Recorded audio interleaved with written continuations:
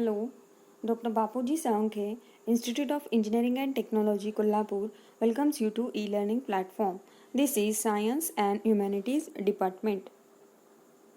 In the today's session, we will discuss the course Applied Science Chemistry, and myself, Miss N.S. Patil, will conduct this session. In the today's session, we will discuss the concept of electric insulators from the topic Metals, Alloy and Insulator. In the previous session, we have studied about the gaseous and liquid insulating materials, and now we will discuss about the solid insulating materials. There are various types of solid insulating materials. We will discuss one by one from these materials. First one is the ceramics.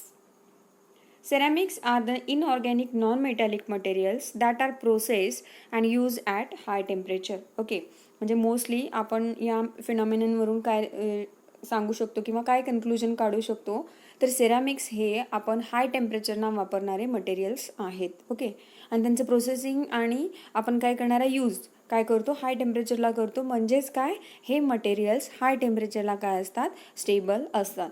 आणि these are mostly inorganic non metallic materials. म्हणजे हे काय आहेत, non metallic, ज्याच्यामध्ये metal present नाही असे काय आहेत, नॉन मेटॅलिक मटेरियल्स आहेत. बघा, आता आपण सेरॅमिक्स कशाला म्हणायचं ते बघूया. The articles made up of clay are known as a ceramics. जे आर्टिकल्स क्लेपासून बनलेले असतात, मातीपासून बनलेले असतात, त्या आर्टिकल्सना काय म्हणायचं, ceramic materials. The ceramics are also called as clay products or pottery products. त्यांना आपण काय म्हणू शकतो, क्ले प्रोडक्ट्स पण म्हणू शकतो आणि पोट्री प्रोडक्ट सुद्धा म्हणू शकतो. आता ह्याच्यामध्ये सेरॅमिक मटेरियल्समध्ये कॉमन आपण ज्या ब्रिक्स वगैरे वापरतो त्यांचा समावेश होतो, किंवा आपण लॅबोरेटरीमध्ये पोर्सलिन डिशेस वगैरे वापरतो त्यांचा सुद्धा समावेश होतो. वन बाय वन आपण प्रत्येकाबद्दल डिस्कशन करूयात. Classification of ceramics. Ceramics are broadly classified into two classes.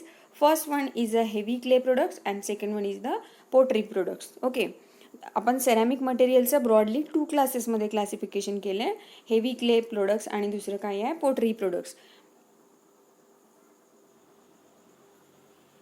Okay, now we will see the heavy clay products. Heavy clay products are those which consist of clay with only small amount of other raw materials. Okay, म्हणजे ज्या आर्टिकल्समध्ये, ज्या सेरॅमिक आर्टिकल्समध्ये क्लेचं प्रमाण काय असतं, जास्त असतं. म्हणजे mostly ते कशापासून बनलेले आहेत, क्लेपासून बनलेले आहे, आणि with only small amount of other raw materials. आणि अदर रॉ मटेरियल्स आपण जे वापरतो त्याच्यामध्ये त्यांचं प्रमाण काय असतं, खूप कमी असतं. अशा वेळेला त्या सेरॅमिक मटेरियल्सना आपण काय म्हणतो, हेवी क्ले प्रोडक्ट्स. ओके, आता तुम्हाला डायग्राममध्ये पण दिसतंय बघा, इथं काय आहेत, रुपिंग टाईल्स आहेत, आणि इथं आपण प्लांटेशनसाठी जे पॉट्स वापरतो ते पॉट्स आपल्याला दिसत आहेत. ओके, मग अशा ज्या मटेरियल्समध्ये ज्याच्यामध्ये क्लेचं प्रमाण जास्ती आहे त्यांना काय म्हणायचं, हेवी क्ले प्रोडक्ट्स. ओके, आता फॉर एक्झाम्पल ब्रिक्स आहे, रुफिंग टाईल्स आहे, हॉलो टाईल्स आहे, सीवर पाईप्स आहेत आणि रिफ्रॅक्टरीज आहेत. रिफ्रॅक्टरीज म्हणजे ज्यांना आपण हाय टेम्परेचरला काय करत असतो, यूज करू शकतो. ओके, म्हणजे यासारखे जे प्रोडक्ट्स आहेत ज्यांच्यामध्ये क्लेचं प्रमाण काय असतं, जास्त असतं, त्यांना काय म्हणायचं, heavy clay products. Now we will discuss about the pottery products. Those products which are made up of materials like terracotta, earthenware, porcelain, bone china, vitreous china are known as a pottery products. Okay, म्हणजे जे materials फक्त क्लेनच बनलेले नाही आहेत, तर ते कशापासून बनलेले आहेत, टेराकोटा आहे, अर्धनवेअर आहे, पोर्सलिन आहे, बोन चायना, विट्रस चायना, त्यांना काय म्हणायचं, पोटरी प्रोडक्ट्स. ओके, आता first we will see terracotta. Okay, it includes all the pottery wares from the common clays. Those pottery wares are not covered with the glaze. बघा, म्हणजे terracotta म्हणजे काय आहेत, हे सुद्धा कशापासून बनलेले आहेत, कॉमन क्लेपासूनच बनलेले आहेत, आणि त्यांच्यावरती they are not covered with the glaze. त्यांच्यावरती ग्लेजचं काय नसतं, कवरिंग नसतं. म्हणजे काय, थोडक्यात ते ग्लेझिंग नसतात ॲपेरियन्सला. ग्लेज म्हणजे काय, एक प्रकारचं शाईन असतं, त्यांना नसतं. ग्लेज म्हणजे शाईन असतं. मग अशा प्रकारच्या टेराकोटाला काय नसतं, they are not covered with glaze, त्यांना ग्लेजचं कोटिंग नसतं. Okay, for example common bricks आपण ज्या कन्स्ट्रक्शनसाठी वापरतो, त्या विटा असतील, टाईल्स असतील, हॉलो वेअर्स मेड बाय कुंभार. म्हणजे कुंभार जो आर्टिकल्स बनवतो, आपल्याला माहिती आहे बघा, आपल्याकडं ग्रामीण भागामध्ये कुंभार वगैरे असतात, तर ते काय करत असतात, मातीची भांडी बनवत असतात, मातीचे आर्टिकल्स बनवत असतात. काही जण ब्रिक्स बनवत असतील किंवा काही जण टाईल्स म्हणजे रुफिंग टाईल्स असतात. तर रुफिंग टाईल्स म्हणजे घरावरती आपण ज्या खापऱ्या घालतो त्या. तर हे सगळे मटेरियल्स कशामध्ये येतात? टेराकोटामध्ये येतात. Now we will see the earthenware. All the potteries that are porous made from the red burning clays and white clays and coated with the glaze are included in the earthenware. बघा इथे डायग्राममध्ये दिसतं तुम्हाला earthenwareचे की आपण image दाखवले. तर हे काय आहेत? दे आर पोरस आहेत. पोरस म्हणजे काय? सच्छिद्र. त्यांना मायन्यूट पोर्स असणार आहेत आणि ते कशापासून बनलेले असणार आहेत? तर रेड बर्निंग क्लेज आणि व्हाईट क्लेज. रेड बर्निंग म्हणजे आपण रेड बर्निंग म्हणजे काय? एकदम त्याचा डार्क रेड कलर असणार. एखादं मटेरियल जर बर्न होत असेल तर त्यावेळी आपल्याला दिसतो की त्याची तिथं लालसर किती दिसतं ते तसं. तर रेड बर्निंग क्लेज किंवा व्हाईट क्लेजनी बनलेलं असतं आणि त्याच्यावरती काय असतं? कोटिंग ऑफ ग्लेज सुद्धा असतं. Next one is a stoneware. Potteries which become importable to liquids during the firing are called as a stonewares. बघा म्हणजे ज्या पोटरीज आहे ज्यांचे इम्पोर्टेबल टू लिक्विड्स म्हणजे ज्यांच्यापर्यंत आपण काय करू शकतो? लिक्विड मटेरियल इम्पोर्ट करू शकतो ड्युरिंग द फायरिंग. म्हणजे जरी त्या पोटरी मटेरियलला आपण जरी फायरिंग अप्लाय केलं तरी त्या आतल्या लिक्विडवरती कुठलाही इफेक्ट होत नाही. म्हणजे इम्पोर्ट इझिली करू शकतो. वन प्लेस टू अनदर प्लेसला काय करू शकतो? इझिली कॅरी करू शकतो. ओके, अशा मटेरियल्सना काय म्हणायचं? त्या पोटरीजना काय म्हणायचं? स्टोनवेअर्स. ओके, आता इथे तुम्हाला डायग्राममध्ये केटल दाखवले बघा, किटली. ओके, याच्यामधून आपण काय करतो? टी कॅरी करतो. Okay, one place to another place त्याला आपण कॅरी करू शकतो म्हणजे it is importable to liquid and we can keep it on fire also. म्हणजे आपण त्या केटलला ऑन फायर सुद्धा काय करू शकतो? ठेवू शकतो आणि फायरवरती जरी ठेवलं तरी ते काय करतं? लिक्विडला इम्पोर्ट करू शकतं. म्हणजे त्याला काही डिस्ट्रॉय होत नाही. ते मटेरियल ॲज इट इज तसंच राहतं. ओके, मग अशा मटेरियल्सना काय म्हणायचं? स्टोनवेअर्स म्हणायचं. They are slightly greyish or brownish body. म्हणजे त्यांचा कलर कसा असतो? स्लाइटली ग्रे किंवा काय असतो? ब्राऊन असतो.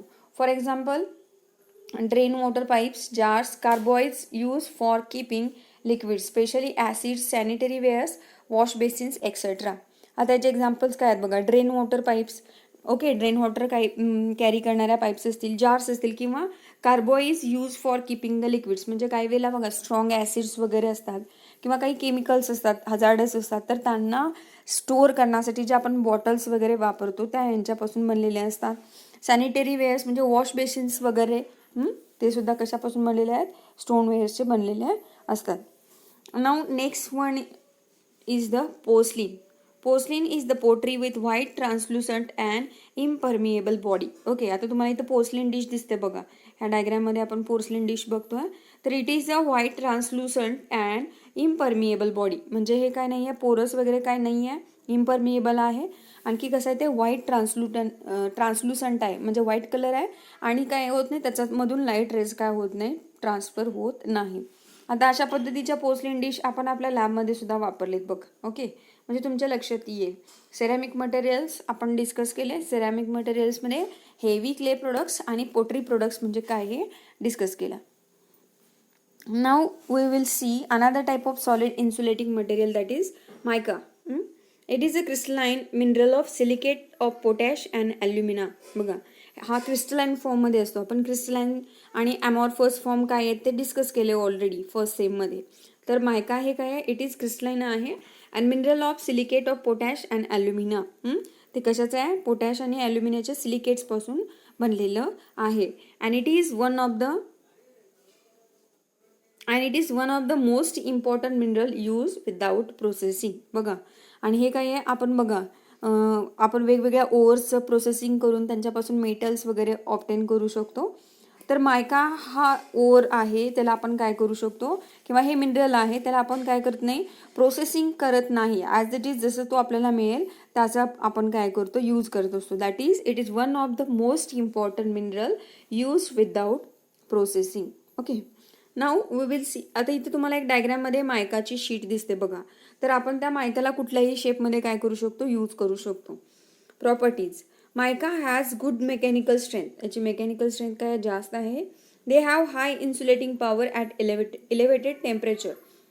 म्हणजे आपण त्याला इन्सुलेटर म्हणून वापरू शकतो आणि हायर टेम्परेचरला सुद्धा आपण त्याची इन्सुलेटिंग पॉवर काय असते? जास्त असते. They possess the high dielectric strength. त्यांची डायइलेक्ट्रिक स्ट्रेंथ काय आहे, जास्त आहे. डायइलेक्ट्रिक्स म्हणजे आपण काय डिस्कस केले ऑलरेडी. त्यांची कंडक्टिव्हिटी काय असते 10⁻⁶ मोजपेक्षा कमी असते, त्यांना काय म्हणतो आपण, डायइलेक्ट्रिक असं म्हणतो. ओके, म्हणजे ह्यांची डायइलेक्ट्रिक स्ट्रेंथ काय आहे, जास्त आहे. ते possess the low loss tangent, त्यांचं काय आहे, लॉस टँजंट काय आहे, कमी आहे. Now we will see the uses. Magnesium mica can be used as insulator in heating appliances such as iron heaters, toasters, switch gears, etc. due to their thermal stability up to 800 degree Celsius. आता मायका पण वेगवेगळ्या प्रकारचे आहेत. तर त्यातला magnesium मायका आहे, त्याला आपण कुठं वापरतो बघा, ॲज अ इन्सुलेटर म्हणून आपण हिटिंग अप्लायन्सेसमध्ये वापरतात. आता काही आयर्नचे हिटर्स असतील किंवा टोस्टर्स असतील किंवा स्विच गिअर्स असतील, तर तिथं आपण मॅग्नेशियम मायका वापरू शकतो. कारण का, त्यांची स्टॅबिलिटी ॲट हाय टेम्परेचर काय असते, जास्त असते. म्हणजे 800 डिग्री सेल्सिअसपर्यंत सुद्धा आपण त्यांना काय करू शकतो, स्टेबली यूज करू शकतो. Now micalex mica is use in radio set and mercury rectifiers due to good insulation. बघा, मायकॅलेक्स मायकाला आपण कुठं वापरू शकतो, रेडिओ सेट्समध्ये आणि मर्क्युरी रेक्टिफायर्समध्ये आपण त्यांना यूज करू शकतो.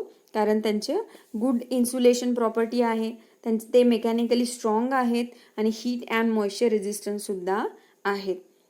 Ground mica is use as a filler in moulded insulation. Moulded इन्सुलेशनमध्ये ग्राउंड मायका आपण काय करतो, ॲज अ फिलर म्हणून काय करतो, यूज करतो. Now we will see the third solid insulating material, that is the asbestos. Asbestos is a magnesium silicate with varying quantities of silicates of calcium and iron. बघा, asbestos हा mainly कशापासून बनलेला आहे, तर मॅग्नेशियम सिलिकेट पासून बनलेला आहे आणि त्याच्यामध्ये थोड्या बहुत प्रमाणामध्ये कॅल्शियम आणि आयर्नचे सिलिकेट सुद्धा प्रेझेंट असतात. It is fibrous, non-combustible, naturally occurring calcium and magnesium silicate. बघा, इट इज फायब्रस आहे, त्याचं नेचर कसं आहे, फायब्रस आहे, नॉन कंबस्टिबल, त्याचं काय होत नाही, ज्वलन होत नाही, कंबशन होत नाही. Okay, and naturally occurring calcium and magnesium silicate, म्हणजे तो काय आहे, नॅचरली आहे, आपण त्याला आर्टिफिशियली बनवलेलं नाही आहे, तर हा नॅचरली एक्झिस्ट होतो in the form of calcium and magnesium silicate. For example बघा, क्रिसोटाईल आहे, टर्मोलाइट आहे आणि अँथ्रोफिलाइट आहे, हे सगळे काय आहेत, ॲस्बेस्टॉस आहेत. आता आपण ॲस्बेस्टॉसचे शीट्स आपल्या लॅबमध्ये सुद्धा यूज करतो. काही वेळेला आपल्याला म्हणजे काही कंटेनर्स आपण हाय टेम्परेचरला हीट केले असतील, तर त्यांना one place to another place carry करण्यासाठी आपण ॲस्बेस्टॉसचे शीटसुद्धा वापरतो. कारण काय आहे, त्या नॉन कंबस्टिबल आहेत, त्यांना आपण हाय टेम्परेचरला वापरू शकतो. बघा, now we will see the properties of asbestos sheet. Thermal conductivity is low, त्यांची थर्मल कंडक्टिव्हिटी काय आहे, लो आहे, हीट त्यांच्यामधनं पास होत नाही. Light in weight, durable, fireproof and weatherproof. बघा, ते कसे आहेत, वजनाने हलके आहेत, ड्युरेबल, जास्त दिवस टिकून राहतात, फायरप्रूफ आहे, फायर कॅच करत नाहीत आणि वेदर रेजिस्टन्स सुद्धा आहेत. म्हणजेच काय, हवामानाचा किंवा वेदरचा त्यांच्यावरती काही इफेक्ट होत नाही. It is good acid resistance, ॲसिडचा सुद्धा त्यांच्यावरती काहीही इफेक्ट होत नाही. They do not require painting, म्हणजे काही वेळेला बघा, आपल्याला मेटलचे आर्टिकल्स असतील किंवा वुडन मटेरियल आपण वापरत असेल, तर त्यांचं मेटलचं करोजन होऊ नये किंवा वुडन मटेरियलचं फंगसमुळं वगैरे काय होऊ नये, डिस्ट्रॉय होऊ नये, म्हणून आपल्याला काय करावं लागतं, पेंटिंग करावं लागतं. पण ॲस्बेस्टॉसला पेंटिंग करण्याची काही गरज नाही. It is good sound insulator, sound proof सुद्धा आहे, म्हणजे साऊंड वेव्ह सुद्धा त्याच्यामधून पास होत नाही. And their cost of maintenance is negligible, म्हणजे ॲस्बेस्टॉसचा रिपेरीचा, आपण ॲस्बेस्टॉस एखाद्या ठिकाणी वापरलं तर त्याचा रिपेरीचा, मेंटेनन्सचा खर्च काय आहे, कॉस्ट काय आहे, निग्लिजिबल, म्हणजे खूप काय आहे, कमी आहे. आता इथे तुम्हाला एखादी ॲस्बेस्टॉसची शीट आपण दाखवले बघा, रूफिंग पर्पजेससाठी सुद्धा आपण या शीट्स वापरू शकतो. Now we will see the applications of asbestos. Asbestos sheets are used for roof covering. बघा, आपण घरावरती छत म्हणून काय करू शकतो, वापरू शकतो. It is also used for damp proofing for walls and floor in the form of asbestos felt. म्हणजे आपण काही वेळेला काय होतं की वॉल्समध्ये मॉइश्चर पकडलं जातं, तर ते मॉइश्चर प्रूफिंग म्हणून आपण काय करू शकतो, वॉल्समध्ये यूज करू शकतो, किंवा in the form of floor, म्हणजे घरामध्ये आपण जमिनीवरती आपण फरशा वगैरे घालतो तसंच आपण काय करू शकतो, ॲस्बेस्टॉस फेल्टसुद्धा वापरू शकतो इन फ्लोअर कन्स्ट्रक्ट करण्यासाठी. It is use as a filler for natural and synthetic insulating resin. बघा, नॅचरल आणि सिंथेटिक इन्सुलेटिंग रेझिन बनवत असताना त्याच्यामध्ये आपण फिलर म्हणून काय करू शकतो, ॲस्बेस्टॉसचा वापर करू शकतो. In the last semester in the topic polymerization we have discussed about the filler. Okay, that is asbestos is one of the filler and it can be used for the synthesis of natural and synthetic insulating resin. It is used as heat insulator in boiler. म्हणजे बॉयलरमध्ये सुद्धा आपण काय करू शकतो, त्याचा heat insulator म्हणून वापर करू शकतो, कारण बॉयलरमध्ये हीट खूप महत्त्वाचा फॅक्टर आहे. By using the heat we can produce the steam on large amount. Okay, म्हणजे हीट वापरून आपल्याला तिथं पाण्याची वाफ तयार करायची असते, त्यामुळे तिथे एक स्ट्रॉंग इन्सुलेटर म्हणून आपण काय करू शकतो, ॲस्बेस्टॉसचा वापर करू शकतो. It is use in the manufacture of acid resistant material and heat insulating bricks and binders. Okay, म्हणजे त्याचा वापर कुठं करतो आपण, जसं मगाशी डिस्कस केलं की ते कसे आहेत, केमिकली रेजिस्टंट आहेत आणि नॉन कंबस्टिबल आहेत, हीट त्यांच्यातून ट्रान्सफर होत नाही, म्हणून आपण त्यांना काय करू शकतो, ॲसिड रेजिस्टंट मटेरियल बनवण्यासाठी वापरू शकतो, किंवा heat insulating bricks and binders म्हणून सुद्धा वापरू शकतो. हीट इन्सुलेटिंग ब्रिक्स म्हणजे काय काय वेळेला ब्रिक्समधून आपल्याला म्हणजे आपण फर्नेस वगैरे वापरतो, तिथे सुद्धा आपण ब्रिक्स वापरलेत, त्याच्यामधून सुद्धा हीट ट्रान्सफर होत नाही, मग तशा पद्धतीचे सुद्धा आपण नॉर्मल केसमध्ये काय करू शकतो, हीट इन्सुलेटिंग ब्रिक्स काय करू शकतो, वापरू शकतो, किंवा बाइंडर्स सुद्धा आपण म्हणून ॲस्बेस्टॉसचा यूज करू शकतो. Okay, now we will discuss the fourth type of solid insulating material is urea formaldehyde resin. In the last semester also we have studied the properties and uses of urea formaldehyde resin. It is transparent, syrupy compound. It can be used as it is or by mixing in water. म्हणजे urea formaldehyde काय आहे, एक syrup सारखं दिसतं आपल्याला आणि ते कसं ट्रान्सपरंट आहे, त्याला आपण ॲज इट इज डायरेक्टली पण यूज करू शकतो, किंवा त्याला आपण वॉटरमध्ये मिक्स करून वापरू शकतो. बघा प्रॉपर्टीज काय आहेत युरिया फॉर्मल्डिहाइड रेझिनच्या. The bond film produce by urea formaldehyde resin is quite rigid and transparent. Urea formaldehyde रेझिनला आपण बॉन्डिंगसाठी सुद्धा वापरतो, स्टिक करण्यासाठी दोन मटेरियल्स. ओके, मग त्यावेळी युरिया फॉर्मल्डिहाइडनं जो बॉन्ड तयार केलेला आहे, जो स्टिक तयार केलेला असतो, तो कसा असतो, क्वाईट रिजिड असतो आणि ट्रान्सपरंट असतो, म्हणजे तो हार्ड असतो आणि कसा आहे, transparent. It is resistant to the moisture, insects and fungus. म्हणजे ह्याच्यावरती मॉइश्चर किंवा इन्सेक्ट्स असतील किंवा फंगस असेल, बुरशी असेल, यांचा कुठलाही इफेक्ट होत नाही. Acids or alkalies deteriorates the resin film after some time. पण ही जी युरिया फॉर्मल्डिहाइड रेझिनची जी फिल्म असणार आहे किंवा लेअर असणार आहे, तो काय होऊ शकतो, ॲसिड किंवा अल्कलीमुळं काय होऊ शकतो, तर त्याची झीज होऊ शकते. डिटेरिओरिएट्स म्हणजे काय, त्याचं काय होणार आहे, झीज होणार आहे. म्हणजे ॲसिड्सचा आणि अल्कलीजचा ह्या युरिया फॉर्मल्डिहाइड रेझिनवरती काय होतो, इफेक्ट होऊ शकतो. It is use for bonding wooden surfaces. Wooden materials असतील तर त्यांना स्टिक करण्यासाठी, चिकटवण्यासाठी आपण वापरतो. It is also used for bonding waterproof plywoods, laminates and bonding articles in the aircraft and shipbuilding industries. म्हणजे ह्याचा मोस्टली यूज आपण बॉन्डिंग पर्पजसाठी करतो, टू मटेरियल्स एकमेकांना स्टिक करण्यासाठी. मग त्याच्यामध्ये वॉटरप्रूफ प्लायवूड्स असतील किंवा लॅमिनेट्स असतील किंवा bonding of articles in aircraft असतील किंवा शिप बिल्डिंग इंडस्ट्रीज असतील, अशा ठिकाणी आपण काय करतो, युरिया फॉर्मल्डिहाइड रेझिन वापरतो. Now we will discuss the last solid insulating material that is the glass. आणि we can use the glass in our daily life also. आपण डेली लाईफमध्ये सुद्धा ग्लास वापरतो. बघा, glass is a amorphous material which is generally mixture of silicates, phosphates, borates and other materials with silica 50 to 80%. म्हणजे silica कसं आहे, glass कसं आहे बघा, ॲमॉर्फस आहे आणि ते नॉन मेटलिक आहे. ऑफकोर्स आपल्याला माहिती आहे ग्लास कसा असतो, नॉन मेटल आहे. आणि हा कशापासून बनलेला आहे, it is the mixture of silicates, phosphates, borates and other materials with silica 50 to 80%. म्हणजे ग्लासमध्ये मोस्टली पर्सेंटेज ऑफ सिलिका कुठून कुठं असतं 50 to 80% असतं. Glass is most widely use as insulator because of its low cost ease of fabrication and desirable physical properties. म्हणजे ग्लासला आपण most commonly insulator म्हणून वापरतो कारण त्याची काय आहे, लो कॉस्ट आहे, तो कमी चीप आहे, स्वस्त आहे. आणि एज ऑफ फॅब्रिकेशन म्हणजे इझिली आपण त्याला काय करू शकतो, कुठल्याही फॉर्ममध्ये काय करू शकतो, कन्वर्ट करू शकतो. आणि त्याच्या फिजिकल प्रॉपर्टीजसुद्धा ॲज अ इन्सुलेटर म्हणून काय आहेत, सुटेबल आहेत. Glass is mainly used for the lamps, line insulation, glass to metal seals, fiberglass. Glass is mainly used for lamps, line insulation, glass to metal seals, fiberglass tapes, wire coverings and other electrical engineering insulation. बघा ग्लासला आपण कुठं कुठं use करू शकतो, लॅम्पच्या ठिकाणी वापरू शकतो, line insulation असेल तिथं, ग्लास टू मेटल सील्स असेल, ग्लास आणि मेटलच्या आर्टिकल्स एकमेकांना जॉईन करायचे असतील तर तिथं असेल, fibre glass tape and wire covering, वायरचं कवरिंगसुद्धा काही वेळेला ग्लासचं असतं बघा. अँड अदर इलेक्ट्रिकल इंजिनिअरिंग इन्सुलेशनसाठी आपण काय करत असतो, ग्लास वापरू शकतो. Pyrex glass is use as a fluorescent tubes, filament supports, dielectric capacitors, mercury switches and X-ray tubes.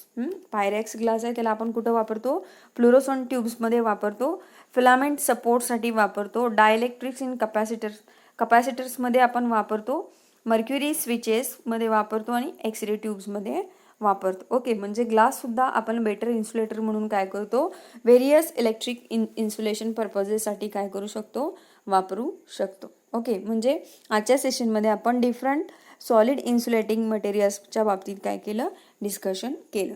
Okay, thank you.